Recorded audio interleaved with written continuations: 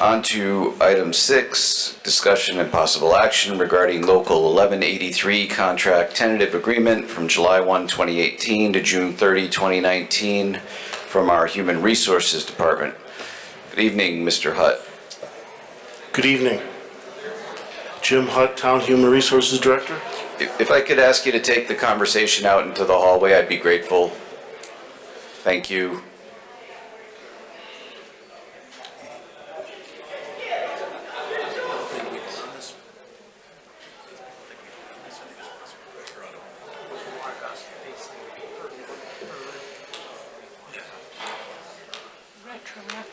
All right, Mr. Hutt, thank you for your patience. Yes, good evening. I'm here tonight to seek your approval on a one-year extension of a collective bargaining agreement with the town in Local 1183 of AFSCME Council 4. The duration of the contract, as I said, would be for 1 year from July 1, 2018 to June 30, 2019. And the one-year extension calls for a general wage increase of 1% and the inclusion of a savings clause in the contract, which during negotiations we found it did not have. So I'll take any questions if there are any. Questions from the council for Mr. Hutt? Councilor Fishbein? Good evening, Jim. Good evening. Just want to talk about on page 3, Article 2.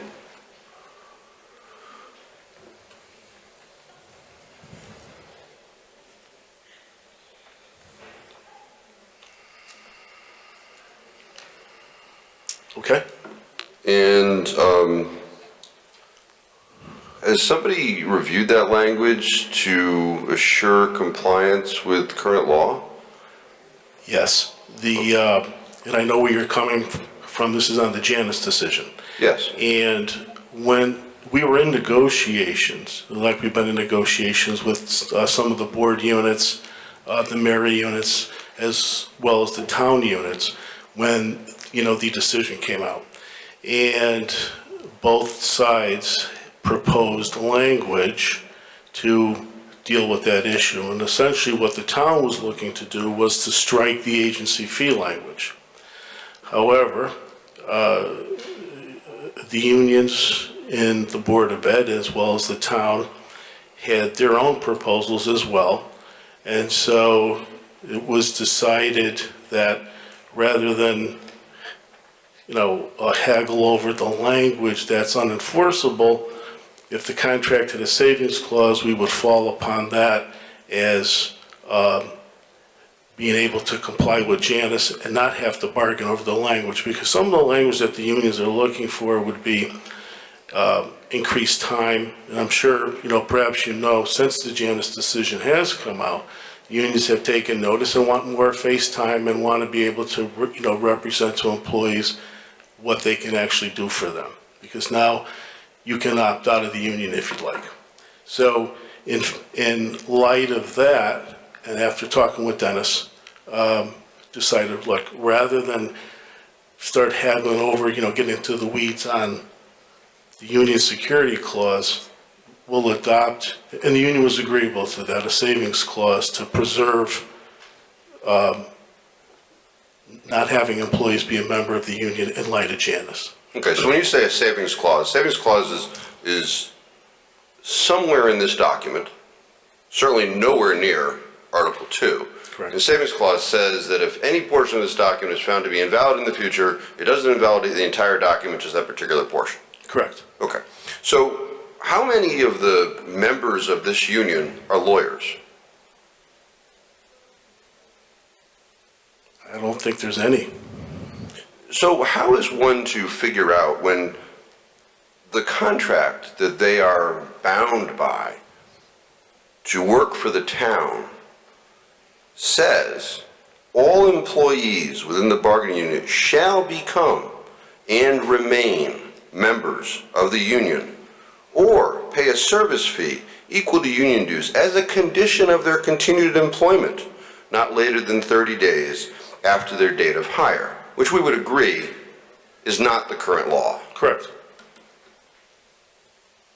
An agency, it goes on in section 1, an agency fee payer may apply to AFSCME, International Union, for a rebate in accordance with the union's existing procedure, which I'm going to tell you that even before Janice, that language was illegal. Who's telling these employees of the town? Because we have management, we have the union. Who's telling the employees of the town that the savings clause applies to this? Is anyone? We negotiate the language in good faith. The information, the information was contained in the tentative agreement, which was given to the union, and it's their responsibility to, review that with their attorneys if they so desire. And they came back, they signed the agreement, and so did the town. Well, of course they would sign it, because basically it says to the employees of the town, you're indentured slaves. You can't work for the town unless you're part of the union and you pay the union money. That's what this says.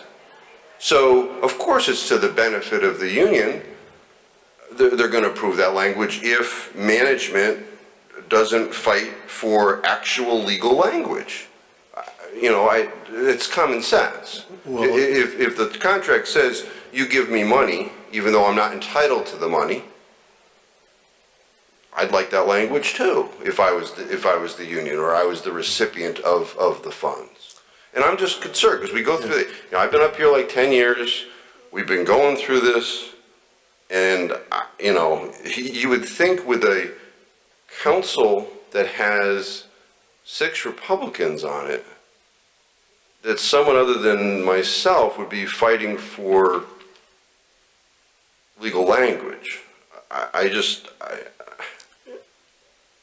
If I can add, yeah, sure. That you might not be aware of this, is that we did have employees who sought advice from my office on how to opt out of the union. And you know that it's a prohibitive practice to attempt to restrain, coerce, or otherwise discourage employees from being a member of the union. So I have to walk a very tight rope in that situation. And so basically, we referred them to their union. But if they, on their own, produced a letter signed stating, I no longer want union dues deducted, we honored that. And we have been, provided notice by the state board of an informal hearing. The union filed an MPP saying that we can't do that. So that will be decided sometime at the beginning of December. But until then, and this, worked on through some experienced labor lawyers on the board side too. As long as we have that, we won't touch this, and the union can't propose or enforce this language anyway. So until we know what happens with the MPP, that was the strategy we were going to take. No, I understand, and the NLRB puts restrictions on management, what you can do, and that kind of stuff. But I'm just speaking out for the employee who reads the document and has that question in their mind. Can I opt out of the union? Well, the contract says I can't. That's what I'm governed by. So that's what they go by. And you and I have had these discussions. Yeah, no, I understand. And there was certainly a period of time where, as you said, you were saying to the employee, well, the union has to make the decision, which, because Janice was new. But, I'm really getting sick of this body approving illegal language. I understand the savings clause is in there. There's no direction. There's no cover sheet. None of that. And I gotta tell you that somebody's going to start to bring legal action about these things happening. So I can't vote in favor of illegal language. I took an oath to uphold the state and the federal Constitution. Our Supreme Court has said that this is a violation of our First Amendment rights, and therefore for me to approve this would be in violation of the oath that I have taken. So with that, Mr. Chairman, I defer. Thank you. Mayor? On that point, and obviously everyone has the freedom to make up his or her own mind, but we're in a transition period. I mean, clearly the law changed with the Janus decision. There are existing contracts out there, and until the proper procedures are used to change those contracts, you have to, as Jim was saying, walk a very tight line. We need to honor both sides of this until ultimately it's resolved. Ideally, there'd be more direction from the state of Connecticut to say, through the Labor Department, by the way, any language to the contrary is null and void, and end of story. But we don't have anything coming out of the Labor Department, to my knowledge, and in fact, we have to go to the Labor Department for these interim issues over language and just trying to remove the language. So it is a tightrope, but it's a transition period. These are existing contracts. The Janus decision has altered the landscape, and now it's sorting through how to rid ourselves of language that isn't appropriate, is illegal, and also honor our responsibilities under other state laws regarding the sanctity of bargain for agreements, and not put ourselves in the position of violating some other statute or regulation. So I think, given the issue tonight is extending this contract for a year, and I believe it's a 1% wage increase. Yes, is there everything we like in the contract that's being extended? No. But given the transition period, given some other factors, as well as certainly a good mark in terms of, we've achieved a good mark in terms of wage increase, it's appropriate that, recognizing all of those deficiencies, we've got to move ahead with something that can't be solved in a short period of time, with, even as Mr. Hutt indicated, a pending MPP, a prohibited practice. Yeah, I think we both are looking to get to the same point of end, the ending point. We're just going to take different paths to get there. And the whole basis of the MPP is, despite a union dues card that was signed by an employee, if the employee withholds their authorization to take that deduction, we are taking the approach, we're going to stop those deductions, regardless of that union due card. And now the state will come in and say, who's right and who's wrong. So I do agree with you. We are taking, that approach. But as I said earlier, walking a tightrope of, I can't advise employees not to join a union or to join. And that's a very difficult thing to do, especially when they're asking you, should I do it? It's like, I really can't advise you on that. So, in the contract, new language is in Article 24, Section 12, that's on page 34. If any provision of this agreement or the application of such provision to any person or circumstance shall be held invalid by a court or forum of competent jurisdiction, the remainder of this agreement or the application of such provision to persons or circumstances other than those as to which it is held invalid shall not be affected thereby. That's the savings clause. When you apply that clause to Article 2, it essentially nullifies it. So no lawyer who has taken an oath here, if he happened to be in a position where he might have to vote in favor of this contract, would be violating his constitutional obligation. So this is a one-year extension of an otherwise existing contract.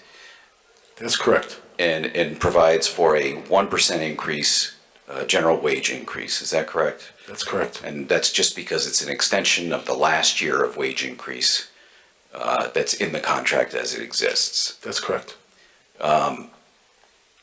And we don't have to take action on this contract. It'll pass, what, December 23rd? Yeah, the tentative agreement was signed on November 9th, so you have 44 days, cumulatively. The fourth day, it becomes effective. Okay. If you take no action. So with no action, it becomes effective with a motion to approve If that fails, it still becomes effective. Only a motion to, No, I think a motion to not approve takes us back to the bargaining table. that's right, which would be a different motion. I said a motion to approve, if it fails, wouldn't necessarily take this off the table. A motion to not approve Correct. would have to pass. Okay. Thank you. Other questions, comments? Councilor Fishbein? Thank you, Mr. Chairman, for the second bite. You know, I can respect the honeymoon period with regard to Janice, but, you know, that second sentence that I read here has been illegal for almost a decade. The Hudson case has procedures, Hudson United and the Chicago teachers case. Supreme Court gave a procedure as far as when you opt out of the union, how money is supposed to be done, there's supposed to be audits.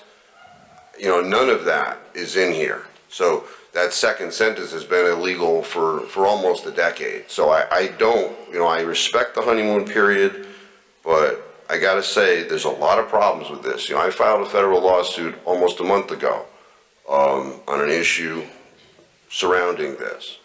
And, you know, I stand on my prior comments. Thank you, Mr. Chairman. Certainly. Any comments from the public? Mr. Gross. Bob Gross, Long Hill Road. To the chair, to Attorney Fishbein. The question is, you said you had an allegiance to, you had sworn an oath on doing, to which, is it the town oath that you took? Town and or the state, So the town follows, and as an attorney, well, I'm not talking about the attorney part. Was it the state oath or the town oath then? could be both. Okay, thank you. Any other questions, comments from the public? Anything else from the council? Councilor Letourneau. Jim, with all the language that's in here, whether it's good, bad, or indifferent, but all of this has been vetted by the union also. Because they brought this, I just want to clarify something. The union brought this to their membership and said that in effect they're okay. I understand what Councilor Fishbein is saying, that something might be illegal for 10 years or I don't know. I'm not an attorney, so I'm just going on his comments. But nevertheless, it was brought to the membership and the membership approved it. That's correct. Now, could it change? It probably will a year from now when this contract comes due again. I'm sure there's going to be other language that's going to be negotiated, and some of the stuff might be taken out, other things might be added. We don't know what's coming down. That's correct. But at that time also, it will be taken. It's not the town's position to take this to the employees. It is the union's position to take it to the employees, to make them understand the language. That's correct. Okay, that's what I wanted to clarify is, you know, it's not us as the governing body's responsibility to bring it to the employees. It's not your responsibility to bring it to the employees. It's your responsibility and the union's responsibility to negotiate this on behalf of the employees. That's correct. And if they haven't done, if they haven't picked up in 10 years on whatever the illegal language was, that's not us, that's not you, that would be them. That's correct. Okay. If I may, I think Councilor Fishbein's point is the union's representing the union, the town's representing the town, and from his perspective, nobody's representing the individual employee who doesn't want to be a member of the union. That's to distinguish your point. Okay. Okay. So basically, what you're saying is the employee. Well, that's the employee's prerogative to opt out of the union, and it's up to that employee to ask the question. Right. So okay. Mayor, you looked eager. I was just going to say that the employer has no obligation to inform employees of all their legal rights. I mean, that's, if we really have that duty, then we have a grossly understaffed town attorney's department. Certainly where we can give advice to employees, we're willing to do that. But as was pointed out by Mr. Hutt, the laws are very difficult, and they need some reform in the state in light of the Janus decision. But nothing has occurred at the state level, so we're not aided in that way. Now we're trying to juggle how to deal with a new federal pronouncement and measure that against what has been the historic interpretation and meaning of language in existing statutes. You know, plus, if I can add, there has been an MPP filed against the town by the union because they didn't like what we did. And that is to preserve the intention of Janus. Thank you. Councilor Letourneau. Thank you, Mr. Chairman. I'd like to make a motion to, I'd like to make a motion that we pass this tentative agreement between the town of Wallingford and Local 1183, Council 4. Second. Moved and seconded. Was that Councilor Zandri with the second? Yes. Thank you. Any further discussion on the motion? If not, then Madam Clerk, would you please call the roll? Yes. Fishbein. No. Laffin. Yes. Letourneau. Yes. Barone. Yes. Morgenstein. Yes. Shortell. Yes. Testa. Yes. Zandri. Yes. Chairman Cervoni. Yes. Motion passes. Thank you very much. Thank you, Mr. Hutt.